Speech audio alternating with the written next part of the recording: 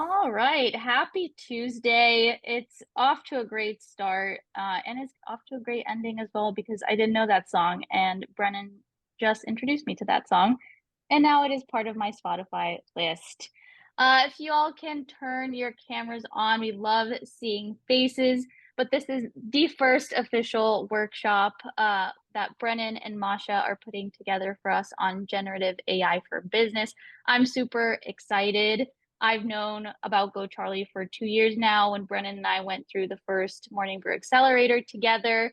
I beta tested it for a little while and now they're doing amazing and big things. Obviously, brought on the amazing Masha to join their team. So I'm really excited to learn from them about one, what generative AI is. My understanding of this entire space is like typing into Bard, like, get me a pasta recipe or something.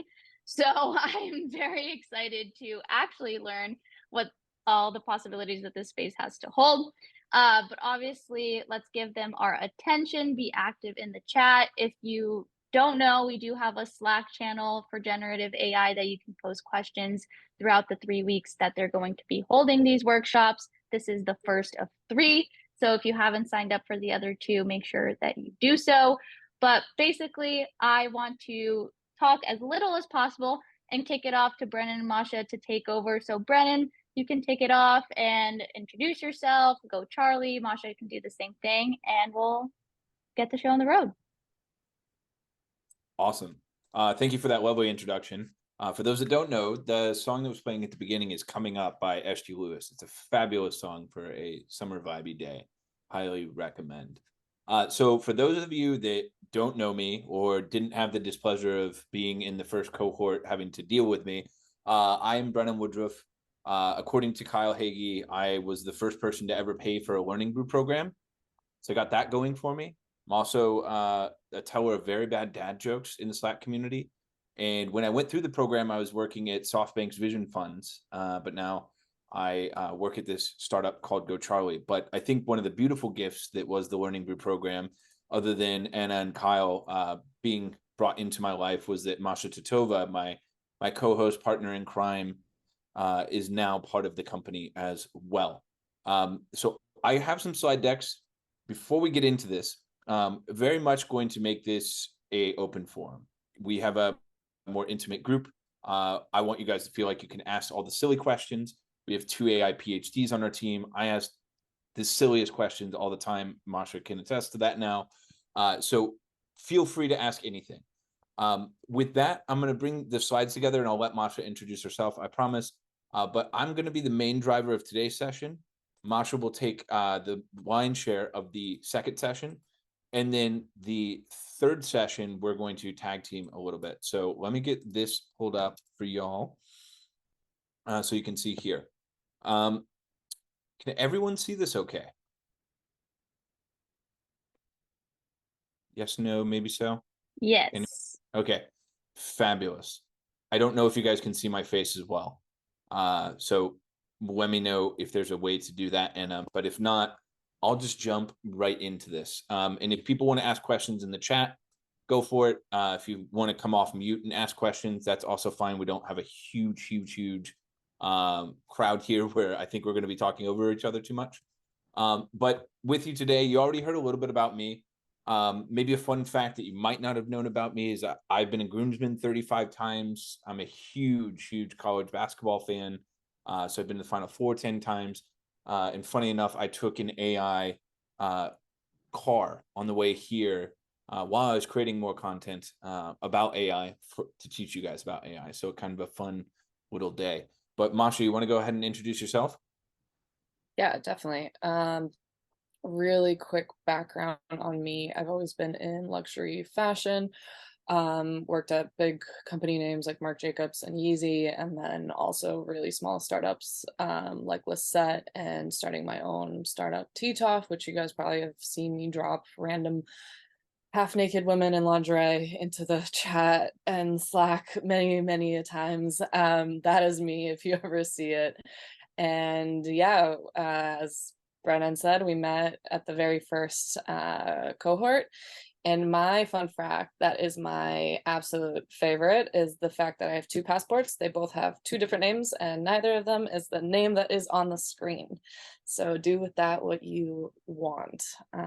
And yeah, so Brennan's gonna take over today, and you guys will hear a lot more from me next week. Awesome. I actually don't know Masha's real name, so this is going to be a fun game we can play at the end of this for a prize. So what we'll cover today. Today is meant to be very much the foundational session. So we're going to talk about what to expect, some key terms that you should know, because I think anything should always start off with a great glossary of terms, serve as a foundation. Then what is generative AI, some inherent limitations, and a basketball story to help you remember what that means. The layers of the Gen AI industry, because I think that's super important for understanding the different playing fields. We'll get into a little bit of the history there. And then how should you be thinking about this new technology? Where is it being applied? And then some resources to stay up to date. I know there's a ton of noise in this space.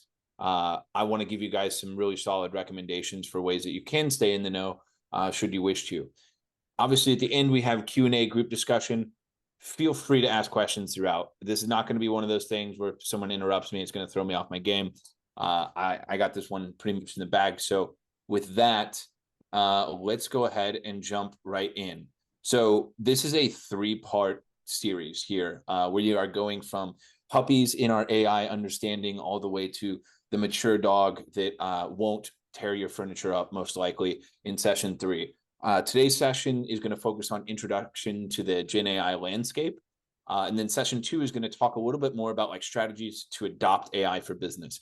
So what are some processes you should go through? What are some thinking frameworks that you should be thinking about as you choose to adopt AI for your business? Because the biggest hurdle we're seeing anywhere is how do we adopt this with the least amount of organizational change and impact? Easier said than done. Lastly, we're going to focus on AI tools for your business. So this is where we're going to get into the nitty-gritty of some tools that we've developed, tools that we're using for our own workflows, tools that are super exciting on the come up, and give you a sense of like what some of the startups you would be looking to use, and or some of the bigger players' tools that you can utilize as well, and what the merits of using each might be. So with that, I want to dive into some key terms. There's a lot of text on this page. Promise you, you guys will get these slides, but I have great ways for you to think about remembering all of them.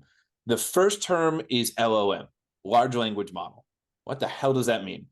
So large means bigger than 1 billion parameters. We'll get into what parameters means in just a second, I promise you. But language means that it can take in and create language as an output. But then model just means algorithm, right? So large means greater than 1 billion parameters. 2, it creates and understands language. And 3, it's an algorithm. Some examples of this would be ChatGPT, GPT-4, BERT, Claude from Anthropic, Charlie, our own LLM, Falcon 40B out of Dubai, Llama from Meta, and there's a whole new host of models that are coming online every single day. The important thing about large language models is that they are text in, text out. So if it's anything besides text in, text out, we'll get into what that means. The second term here is parameters. Parameters is a number of values an LLM can consider. If you go back with me to 7th grade algebra, y equals mx plus b was this equation that was in our head. Well, think about parameters as the m here, as the number of different variables that you could consider that would have impact on the ultimate determination of what y is. That's a complex way to think about it. I think about parameters as it pertains to food. So let's say that your grandma has a great chicken parm recipe. I love chicken parmesan. I want to know the proper recipe to cook it just like my grandma used to make it. But if you have too many parameters or too many ingredients, what you're putting into this pan, you might get a bunch of gobbledygook. You might have something that's just awful, even though it has all of these beautiful ingredients in it. But if you have too few ingredients, you don't actually end up being able to make this chicken parmesan. So the point that I want to impart to you guys is that parameters are like ingredients. Just because you have more doesn't mean it's better, but if you have too few, you may not get where you're trying to go. So the ideal situation that we'll talk about in session 2 is you have the right amount of parameters to get to the results and tasks that you need done. Third one, hallucinations.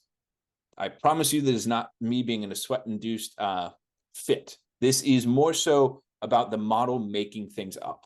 There's two reasons a model makes things up, and we'll get into one of them in more detail in a couple slides. But hallucination just means that the model is incorrect. It may have said something that's incorrect. It may not have understood something. It may not have seen something in its training data set. And so therefore it's made things up. This is a very important concept in large language models, and is one of the limiters for some of the enterprise adoption use cases that we'll talk about in later sessions. Next is multimodal. So I talked about language models being text in, text out. Well, multimodal models takes it to another level. You can do images in, images out. GPT-4V is not quite a multimodal model because it can only understand images coming in. But GPT-4V, which is the most recently released one where basically GPT-4 can take in images and understand them, those are two models working together. A multimodal model means that it can do all of that in one model. So there's a mixture of experts, and then there's multimodal. Multimodal is kind of what we're focused on, and I think that's going to be the future. But you'll continue to hear the term multimodal over the rest of this year as it pertains to AI news. And then the last part, agents. What is an agent? An agent is quite simply a computer program or system that is designed to perceive its environment, and it makes decisions or takes actions. Funny enough, a large language model on its own is actually an agent.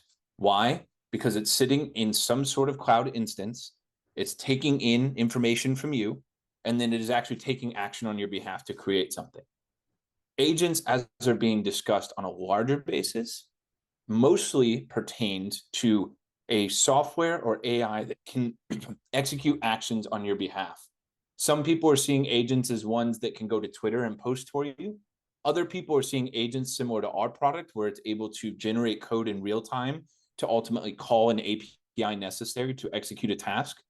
Agents really just means an extension of you. The way I think about agents is that it could effectively operate as a coworker if it is sophisticated enough to understand the information that you're given. Any questions on the key terms? Great. Awesome. I'm sure there will be more as we go on. So I saw John Brands on the call. So I'm going to ask him, what is generative AI, John?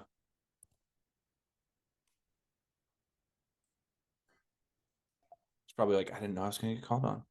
John, you're on mute if you're trying to communicate with us. Yeah. Brennan, you've caught me. Fair enough. I'm sitting here shoveling food in my face, and no worries. All right, I'm not going to be able to do it. I apologize. In the chat, everyone that is paying attention, put your idea of what is generative AI. No answer is going to be wrong. This is all a learning experience. I guarantee you my answer for this was pretty terrible when I first started. Oh, man. No takers? No one wants to? Give us a sec, Brennan. I can't type that fast.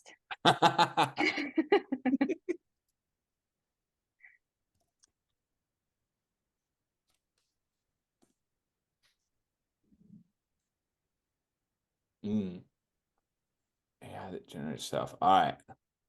I like it. Cool. I think we're all pretty close there. You're actually much closer than many groups that I've talked to. So that just tells me that you guys are very wise to what's going on here. So basically, generative AI is machine learning capable of creating new information. An algorithm capable of creating new information. Now, why is this important? Why is this whole craze going on right now?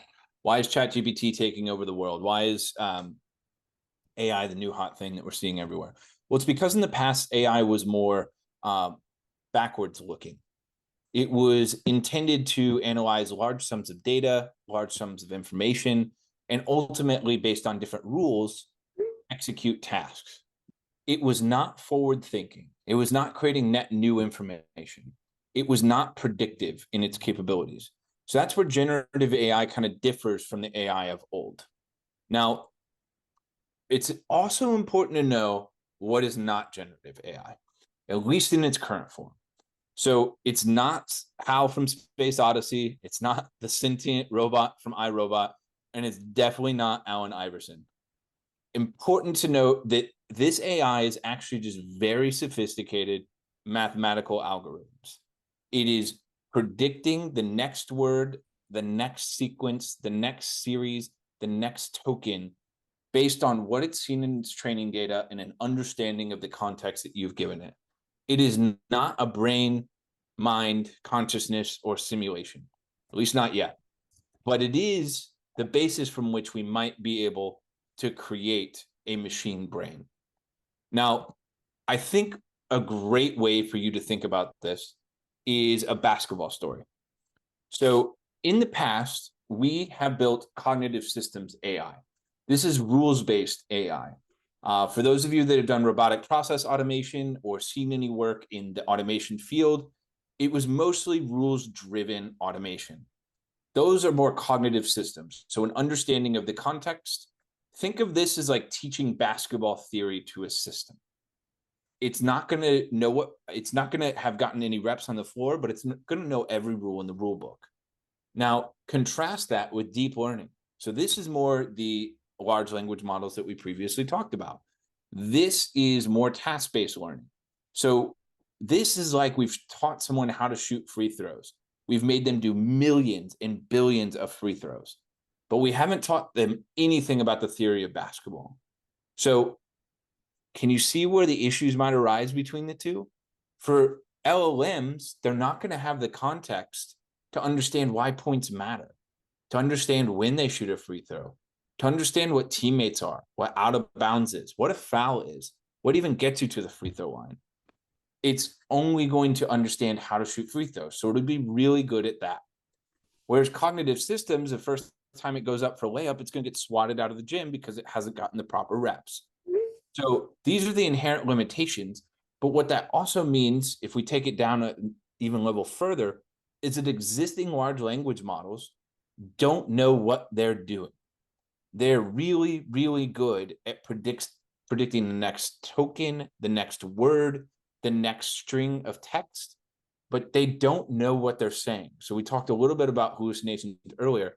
That's an inherent limitation because they don't actually know what they're doing. They're just doing the tasks that you showed them, but they don't understand that they might be lying, that they might have made stuff up along the way, that they aren't factually correct, that they've plagiarized someone's content. There is no concept of truth or false in existing large language models. These are inherently the difficulties that people are running into with these. Large language models also are not rule-based, so the outputs will be variable in nature. They will vary, so that existing large language models actually lend to a more creative AI experience than what you might experience with a cognitive system and rules-based system. Now, long-term, you guys will start to hear cognitive agents from us. You'll start to hear agents and advanced large language models. I actually think both of these fields will come together because if you combine the two, you're going to eventually have a LeBron James because you've gotten so many reps at all of the tasks that you need to do, but you've matched that with the cerebral capabilities of a cognitive systems AI that it ultimately enables you to be the best basketball player with the best experience. Now, I think now is a great time to start to think about what the landscape of this whole AI industry is, because there's a ton more players than what we started with, and every day there are more and more players. It's not surprising that the big incumbents play a role, but they're all kind of lagging behind OpenAI. The majority of the industry is still using OpenAI. A vast majority for images are using Stability.ai, but an increasing number are using Anthropic. And then Runway ML is the one that's leading the charge for all types of video generation for artificial intelligence. You even have Charlie here as well, building our own large language models that are more domain specific and can be used for specific tasks. The inherent dilemma here is that for the big incumbents to be able to play in the AI space, they may have to cannibalize their existing experience. For instance, Google has prided itself on building its search engine. But because of AI-generated content, you can now start to hack search engine results by spamming a whole bunch of blogs created by AI.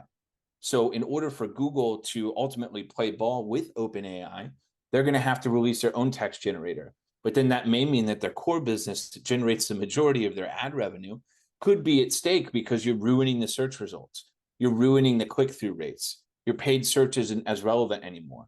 And so you're starting to get into this innovator's dilemma. Apple is similarly in the same space. They control the hardware, but if they make really good AI available in their hardware, they may not be able to ultimately support an app ecosystem. Meta has taken a slightly different approach in that they are creating an open source set of models and they're releasing them to the world, thinking that if they go open source, they will win goodwill, as well as be able to build the metaverse in the long term by people building on top of their generative models. Amazon has taken more of an app ecosystem layer level, where they're putting more and more models into their cloud to ultimately be served into enterprises. This is actually who we're partnering with for much of our own cloud work and development work. And Amazon is helping as a channel partner rather than releasing some of its own models that are more sophisticated. Microsoft, on the other hand, is taking a fundamentally different approach as well, in that they have invested $11 billion in OpenAI and are riding the coattails of OpenAI to a more integrated AI office suite to combat with Google, as well as bring the Bing web browser to be more relevant. Now, I think the best way to think about this industry in totality is the different layers. And these different layers, this is from NFX. For those of you that aren't familiar, NFX, it stands for Network Effects, but it is a VC out of San Francisco. They were one of the leaders in the original thought leadership of the generative AI space. Now, I think some of these layers have evolved over time, but this is a really great way to be able to see the different technology layers without having to have too crazy of a tech background. So let's start from the bottom layer and work our way to the top, because the bottom layer are going to be the big foundational models. These are going to be the ones trained by Meta, the OpenAI GPT-4 suite. ChatGPT would fall under here, although we'll talk about how it floats between different parts of the stack. These are the big general models. They've been trained general purpose, lots of data, huge models, take a lot of money to ultimately operate, but ultimately power the rest of this stack. Then you have more specific AI models. This is a little bit closer to what we developed at Charlie. These are typically smaller parameters. They're trained on a more narrow data set to do very specific tasks. If you think about it, if I trained you on every single bit of literature ever created on the planet Earth, you'd have a pretty good knowledge of general literature trends. But you may not know, or you may have forgotten all the works of J.K. Rowling. And so this would be like if you made a specific AI model just for Harry Potter and you only ran Harry Potter literature through it. You'd be an expert on Harry Potter, but you may only loosely understand other literature. That's the same way that we think about the difference between 1 and 2. Then number 3 is hyperlocal AI models. This hasn't quite taken off, but I think it will in the long run. The way that I think about hyperlocal AI models is think about proprietary data that you only want to share with a close party. Not so unlike the relationship that you might have with your doctor. And so based upon that relationship and the data feeds that you have flowing back and forth between the two of you, this could be a medical model. This could be a health model. This could be a coach model that might be able to help you and that you're willing to give personal data to ultimately achieve a very specific outcome. Now, 4 can kind of comprise all of the layers under it. So ChatGPT, before ChatGPT was GPT-3. GPT-3 was only available via an API. There was never a user interface. That only product was an API. And so they made that available as an API layer. That API layer now powers the majority of every AI-enabled app or company that you see in the modern world. If you've used any tools outside of ChatGPT, the likelihood that that API powers that AI tool is around 95%, to give you an indication of market dominance. Now, layer 5 is what you, me, Masha, and the whole team will likely interact with the most in this entire landscape, which is applications. The applications are what sits over top of the model. The application is what gives you the ability to ultimately work within tools. So this is where ChatGPT was ultimately the success at what it was. There was a company named Jasper that had been using GPT-3 via API, and they were the ones that made the best interface on top of it and made it the most utilizable. The moment ChatGPT came out for free, Jasper's competitive advantage went to hell. because now there was an interface that was talking with the model producer. So OpenAI went from just playing in layer 1, playing in layer 1 and 5. So now that they were playing in layer 5, anyone that was using their API for basic use cases was ultimately destroyed. Their competitive advantage was gone because their whole business was built around making it easier to talk to this API. So now I believe that companies in the future are going to have to play at multiple layers of this stack to ultimately be successful and create long-term value. You'll have users that only want to interact with the application layer and they don't care about the back end. But then you're going to have enterprises that care about having a privatized model in the back end. So they want 2 and 5 combined. And so if you're not paying OpenAI for a very specific model or hosting your own open source models, you're ultimately not going to be able to deliver long-term value and the venture-backed results that many VCs are expecting. So I think that anytime you see someone that's going to only have the application layer or they're only going to do the model layer, it's going to be tricky for them to figure out how to have long-term value, because the biggest player, the one driving the majority of the industry, is now playing at multiple layers of this stack. Any questions on the layers of this generative tech stack cake?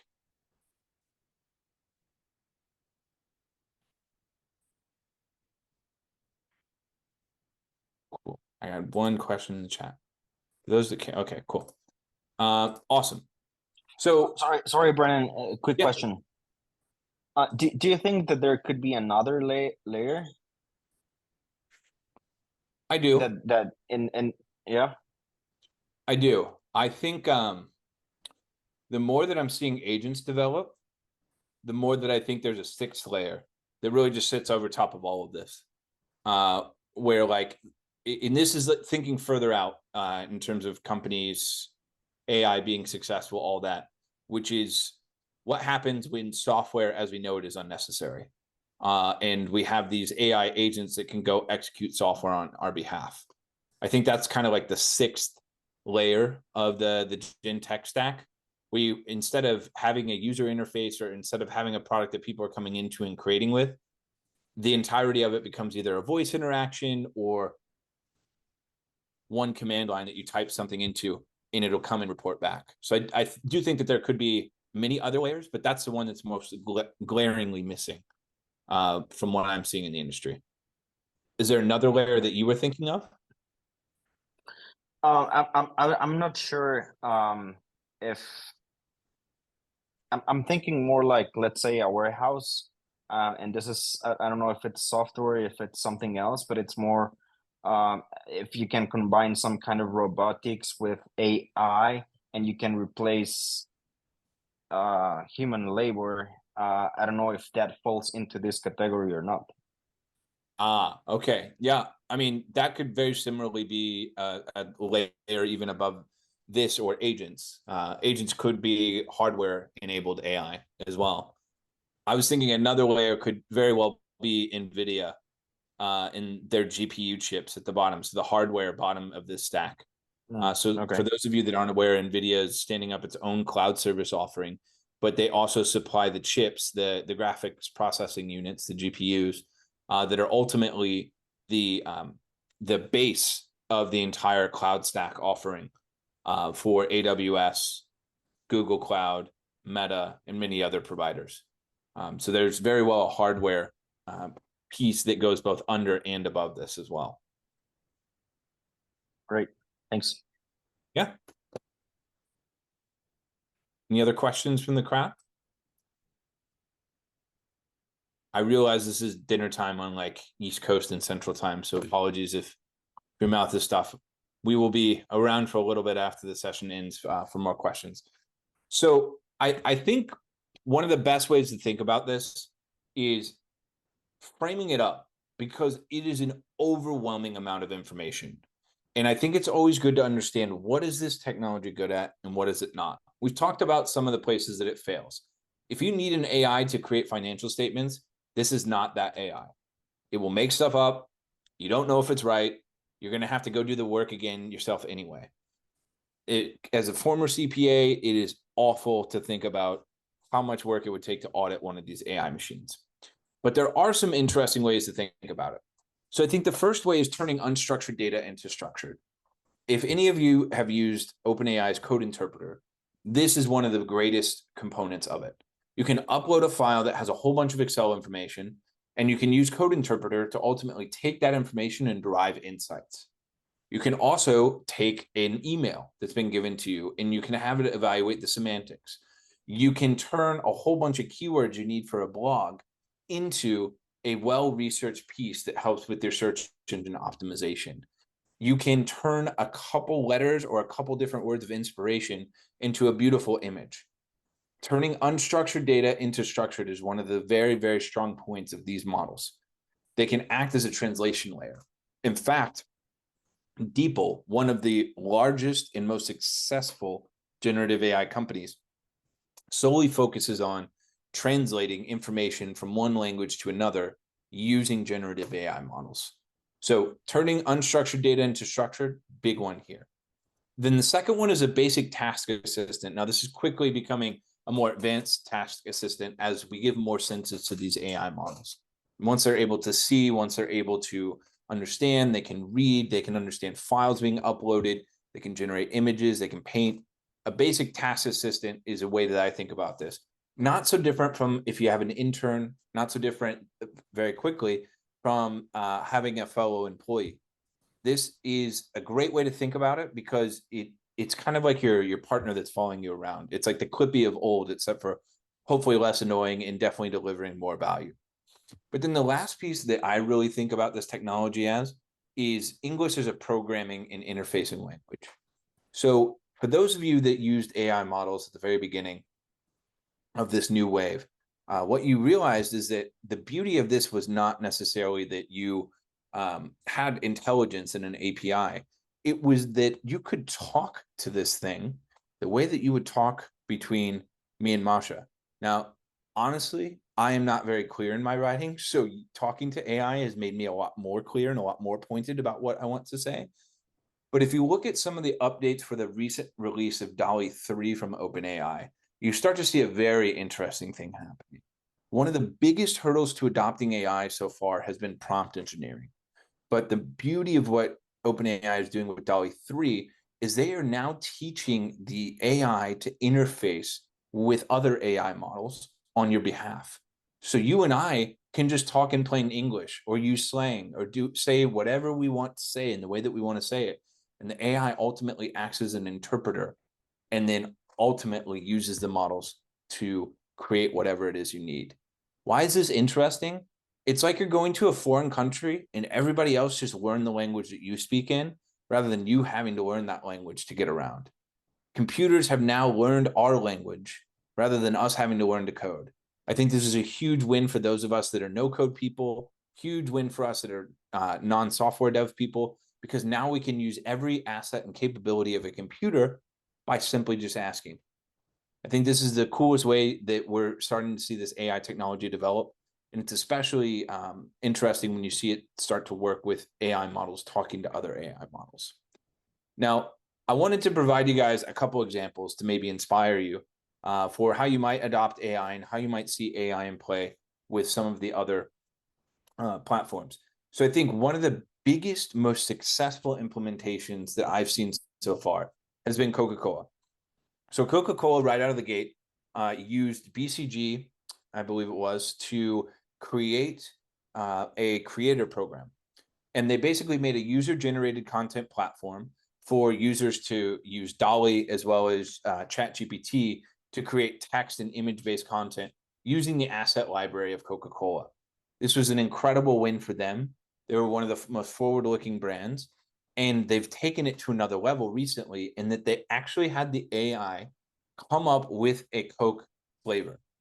And they advertise it now as Coke 3000, but it's meant to be a flavor of the future. And so I think it's just amazing that they created a creator program around it, but then took it to another level of bringing the AI into their workflow, making it think about the different things that it could do, making it think about what is the recipe that we've had so far and how do we advance it and use it as a marketing technique. Now that one's a little bit more gimmicky, but another example where we've seen this and has had some polarizing reaction is that Levi's actually used generative AI to supplement human models with more diverse backgrounds.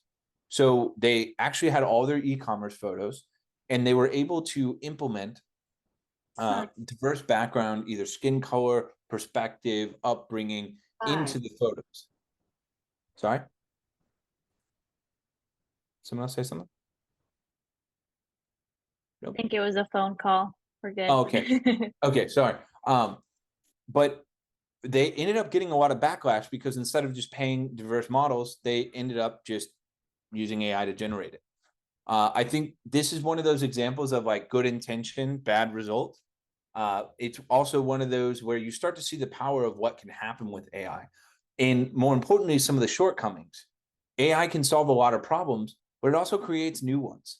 Inherently, there are difficulties with bias that come from AI. So if your training data set is full of photos of people of only one background or from one place or from a very small subset, then your model may be biased.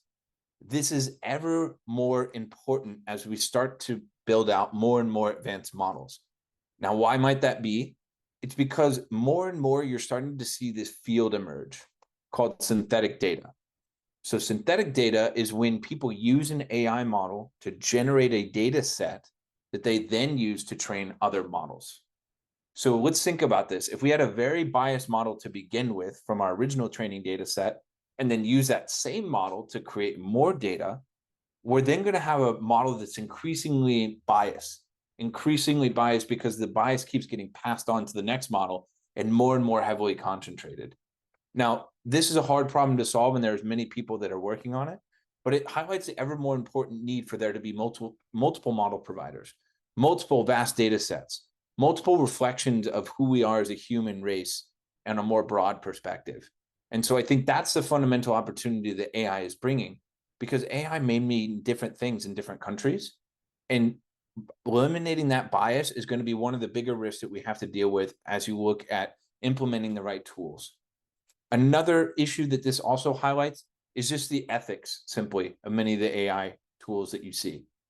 I oftentimes skip this part of the presentation, but I feel like this is a group that would understand this. But the ethics of AI are a huge consideration. There's many people whose data was scraped against their without their knowledge that ultimately turned into training data sets and train these models. There's an ongoing discussion about the ethics of the AI industry for doing so, because on the one hand, you have this technology available to the public and a greater good, and it enables entrepreneurship and pursuing of our dreams in ways that weren't previously imaginable. It gives the small guy the same technology to be a power player. But at the same time, it also harvested much of the information, data, text, and other content from people that didn't willingly think that their data was going to be used that way. So there's a bunch of ethical considerations as it pertains to implementing AI that we can get into in later sessions. Now, I believe we have a question Yeah. from Deb. If Deb, you're ready to come off. Hey, Deb. Oh, I just can't wait. Anna, I'm just like so excited. So while Yeah, go you're for it. about these subjects, these are the thoughts I'm thinking. And so one thought is you have data analysis on one side, and you have the people, the ethics, all of the other things that you were talking. So the approach has to always be balanced. It might go like this, like you have brand and logo. Logo I see as analytics. And so the AI is creating a logo, but you have to balance that with the person or the group that is the brand, because the brand is what really has the most influence, I feel, in the end. And that's where all the ethics, all of your philosophies, especially I like what Anna has to say about it's about humble confidence. And so the data, we get the confidence.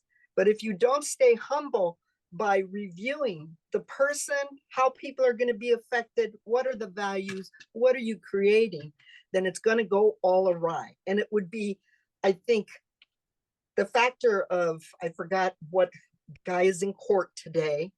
He built a wonderful platform for crypto and all of these elements. And he influenced everybody in doing that. And now it's just kind of interesting how someone that is touting that they're moral, ethical, a good intention is actually creating all of that money. So I see it more as kind of a balancing act as things progress. Yeah, I think Sam Bankman-Fried is obviously a very polarizing character because he was a wolf in sheep's clothing, I think, for many people. But Pat the hell is paved with good intentions, as my mom always told me. And I think Bankman-Fried was kind of an example of that, where he did some things and he tried to cover it up with some good activities. But I completely agree with you. I think ethics is becoming a much bigger part of brand, and I think AI is presenting an opportunity that's really driving that home. You know, is there going to be a uprising of models that are only organically trained? Can you get the quality that you need from some of these models that are only trained on willingly donated data? Is there a business model that doesn't yet exist where people can contribute data and receive some sort of participation in the economics? Is there going to be a Spotify of sorts where the artists will still get paid? They will begrudgingly not accept it, but they probably won't like the upside because you have to make the business model work. I think there's so much left to be sorted out in the ethical landscape here. My worry is that things are going to move so fast that we won't get to an answer before it might be too late. That's something that keeps me up at night, because then there's a whole nother set of ethics of with AI where it's like, hey, we developed this technology, but should we release it? Sorry, go ahead. So it's getting pushed forward. And I felt that way today. And so what my mindset is, oh, all of these things I can't keep up with. I have to do this. I have to do that. And so we look for technology to ease the trouble. The concern is that it's right in front of you. So even though you might have the urge or influence to try to keep up, you always have to come back to where you're really at and be reality oriented of what issue, what problem, what that I need to solve, and not get distracted over things that might seem urgent because we're being influenced versus things that are really, really important when you're developing something. The other question I have is, and it's totally unrelated to the philosophy side, is I use GPT. And you were talking about having a conversation. The only conversations that I have, and I use this like maybe 4 or 5 times an hour, is I'm having the conversation with myself and then putting in the task for my app. What is the add-on that I need to have so I can actually have a conversation with that's the part that I'm missing. Do I have to have some kind of next add-on to have a conversation with my app and the AI in it, where it's actually talking to me back? Wait, when you say have a conversation, can you elaborate on what you mean specifically? So I have to type an email, and so then I type in the email or I speak into it, oh, please improve this email. And then I'll, speak the email in that.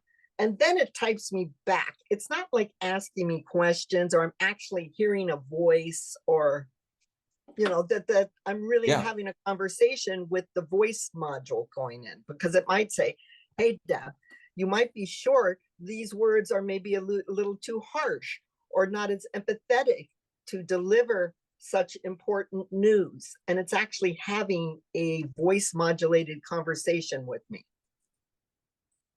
Yeah, so ChatGPT does have a voice enabled thing now. I think what you're asking though is tying to a larger question about the space in general, which is how do we get the AI to be more real? There's actually, I don't really like the Inflection founder, but they've probably got the closest to an AI where it'll actually end every response with a question to prompt you for more discussion.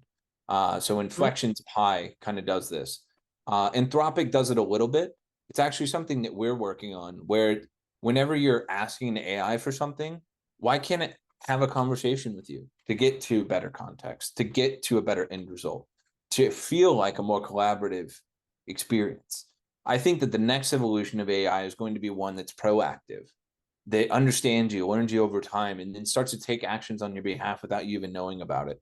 It starts to make suggestions without you even knowing about it. So this conversation thing that you're talking about, I think it's just a byproduct of most AI products right now are a vending machine experience and not meant to be a conversant discussion. It's my expectation. So when I'm like, oh, they just did it, I'm going to be right on this. And so I signed up, and I'm like, I signed up for something on the GPT, which I thought they would answer me in a voice, and that now I'm going to start to have this conversation. Just like in my company, I go around, I'm like, hey, I'm working on this. Here's some of the facts. Here's some of the feelings that I think are important. And this is the purpose. So it's very clear. And so I like things that are clear, and it's very hard for me when it's not clear in me interacting with someone, because I'm not clear. Yeah, and I think it gets back to what we were talking about with the difference between a cognitive system and a large language model. The large language model is not trained to, it's not trained to be conversant. It's not trained to dive further.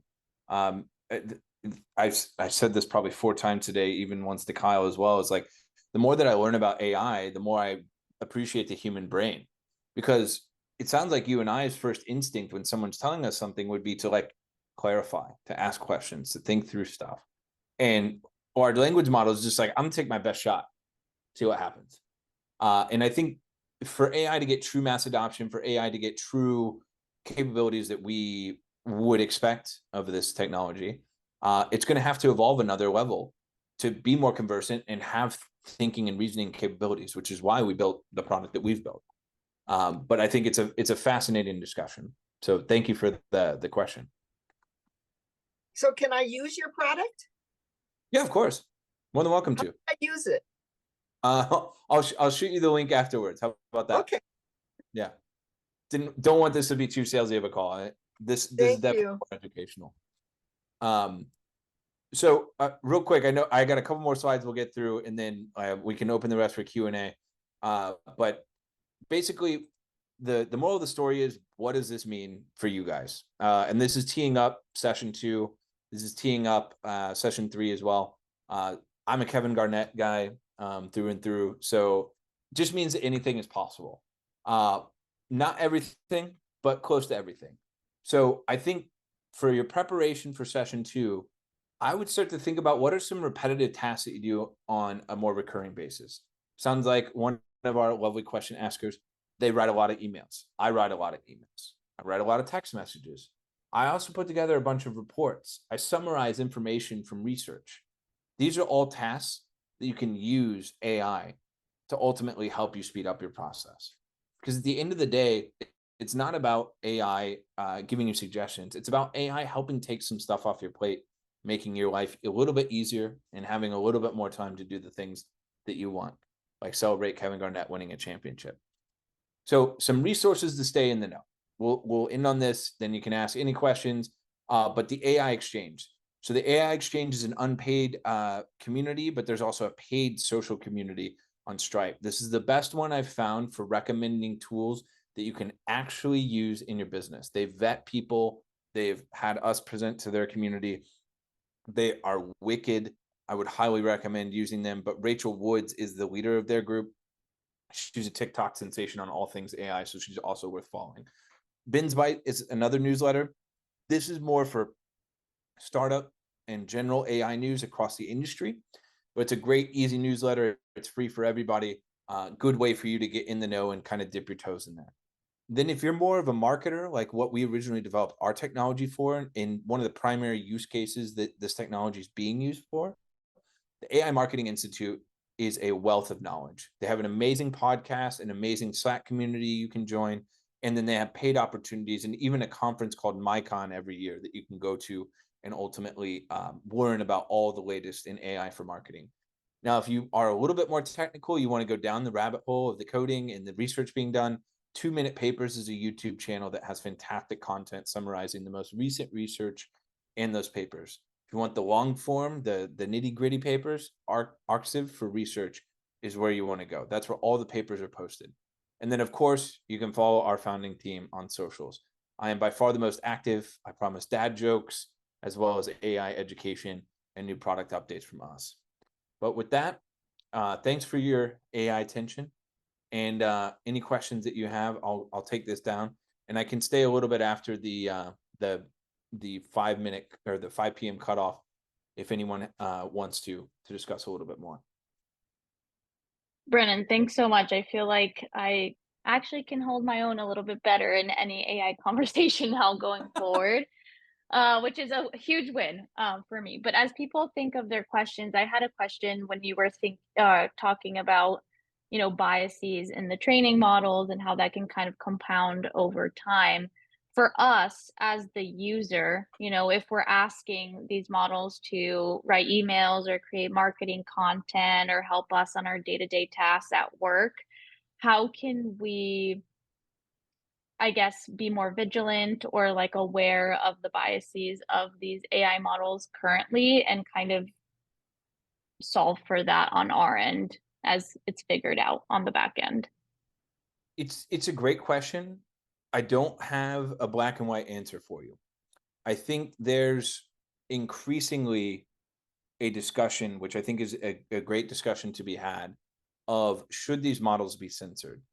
Should these models be muzzled? Should they have specific, let's call them thought processes, paradigms, political leanings built into them? When OpenAI originally came out, they didn't allow for political content, cannabis-related content, and a couple other things. Now, there's been models that come out now that are open source. You can use them for whatever purpose that you have. So I think getting an understanding of the model in the background is always a good thing. OpenAI's model tends to be a little bit more, let's call it politically correct, and it's increasingly become politically correct over time. That's a result of them working through it.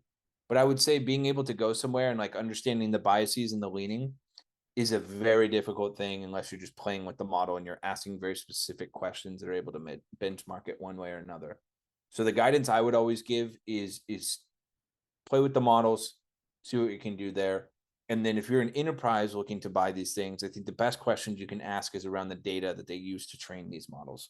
Because that ultimately will drive bias, that ultimately will drive perspective, and that'll help you understand where this model's limitations may lie. Wish I had a Awesome. better answer for you, but it's a very much evolving field. No, I Yeah. feel like in our world, a lot of the time, that's the answer, right? Just as a consumer, have to be very like educated and ask good questions about the product that you're actually purchasing. So that's very helpful. Can I add one thing too? Yeah, Um, of course.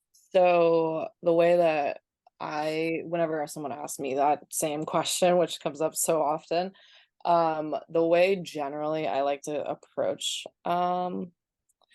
AI is as if it's your assistant or your intern. So if you're trying to understand how you would like check biases, it would be the same as like if an intern gave you a blog post, like how would you check that? You would just use your own experience, common sense. Typically, you're probably going to proofread whatever the AI gives you anyways. So just approach it the same way you would approach something being done from a lower level or someone that's like newer to the company that doesn't know your company or whatever it is. So like I would approach it the same way you would approach a human, since it is quite literally trained on human documents. Yeah, that's a great point, Masha. Don't copy paste. Yeah. Actually Yeah. proofread. Just proofread the thing. Yeah.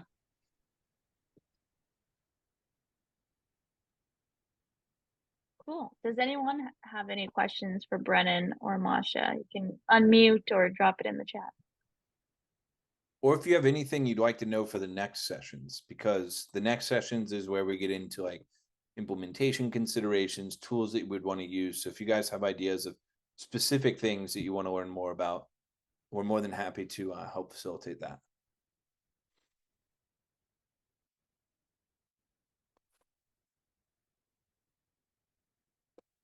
Cool. I guess silence is golden. Awesome. Great. So if you guys have questions coming out of this session, we'll share the slide deck in there. But more importantly, get ready for the next session on the 10th. And then the 17th, we'll actually be doing from New York as part of New York Tech Week. So excited for that particular edition, and more to come. If you are in New York, please hit us up. We got a whole bunch of things happening for New York Tech Week that we'd love to have you at. Sorry, with that, Brendan, have a quick great- question. Yeah. Is there some material or something that we could read prior to the next session, or something that you would recommend us looking into? Maybe the resources that you had on one of the last slides. Yeah, so I'll share the slide deck so you all have that. I was actually planning to ask a question in the group that will help us frame some of those materials. So be on the lookout for that. But I would say the resources that I shared in the slide deck would definitely be a great place to start. Okay, I was thinking what you said about some daily tasks that you do. I don't know if that could be a starting point for next session. Trying to find something that I could help you with at work. Yeah. Okay, great. That'd be great. Cool. Thanks. All right, guys. Thank you so much for the time. Have a great rest of your evening. And it's great to see you as always. Whitney, you were Always a bunny pleasure. rabbit the whole conversation. That was awesome. Thank you for that. And we will see all you cool cats and dogs in a week. Thanks, Thank you. everyone. Amazing. Thanks. Thank you, Brennan. Thank you, Masha. This was great. And I'll see you all on the Generative AI Slack channel. If you haven't joined, please do so. Till next week. Take care, everyone.